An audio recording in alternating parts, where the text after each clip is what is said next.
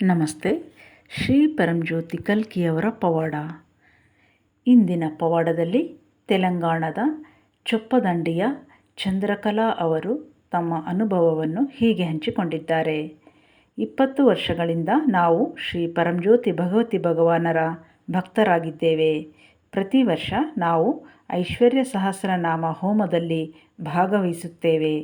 ಶ್ರೀ ಪರಂಜ್ಯೋತಿ ಭಗವತಿ ಭಗವಾನರ ಅನುಗ್ರಹದಿಂದ ನಮ್ಮ ಜೀವನಗಳಲ್ಲಿ ಹಲವಾರು ಪವಾಡಗಳಿಗೆ ಸಾಕ್ಷಿಯಾಗಿದ್ದೇವೆ.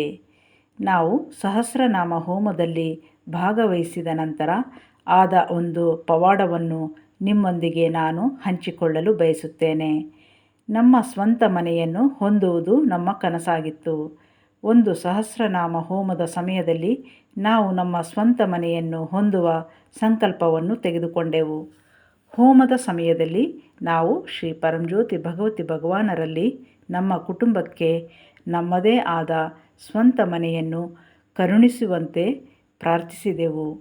ಹೋಮದಲ್ಲಿ ಭಾಗವಹಿಸಿದ ನಂತರ ಶ್ರೀ ಪರಂಜ್ಯೋತಿ ಭಗವತಿ ಭಗವಾನರು ಪವಾಡ ಸದೃಶವಾಗಿ ನಮ್ಮ ಕನಸಿನ ಮನೆಯನ್ನು ನಮಗೆ ಕೊಟ್ಟರು.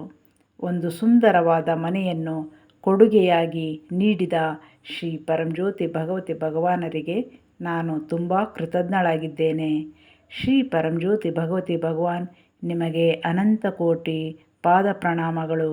ಐಶ್ವರ್ಯ ಪ್ರದಾತ ಶ್ರೀ ಪರಂಜ್ಯೋತಿ ಭಗವತಿ ಭಗವಾನರಿಗೆ ಜಯವೆನ್ನಿ.